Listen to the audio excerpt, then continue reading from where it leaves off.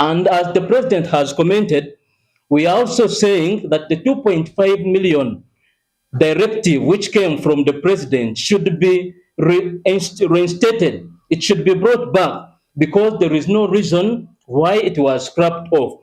As you can see, this one is a letter, and this letter was written by His Excellency, the President of Uganda.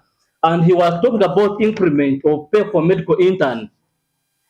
And it says, I recently held a meeting with the leadership of Uganda Medical Association, Federation of Uganda Medical Interns, attended by the officials of the Ministries of Health and Finance, Planning and Economic Development.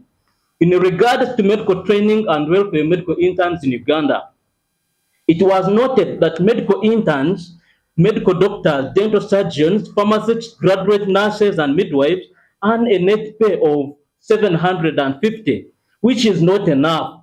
The president made it clear to meet the basic needs. Most of them are not housed. They live in rented and safe locations, distant from the training hospitals. They are not provided with meals. The same challenges our interns are facing today. So it is against this background that I recommend that all medical interns be paid half of the recommended pay of the fully appointed officers in the respective profession starting July 2021 for intern doctors. So we are calling on, we are actually that the will he gave us, the letter he signed himself, has not been respected. So, ladies and gentlemen, it should also be noted on record, as we have seen most of the challenges.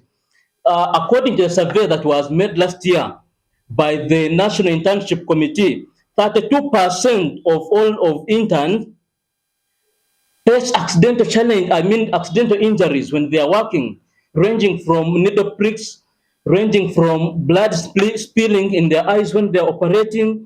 And it is unfortunate that 78% of these are medical doctors.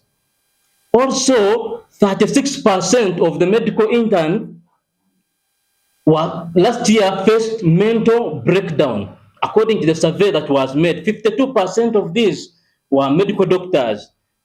And it was also on record that only 45% of these interns are being housed. So you can see intern doctors are facing very many challenges. So scrapping off an allowance for somebody who deserves it is a disgrace. And we are calling on whoever is involved that these allowances should be reinstated. I thank you all.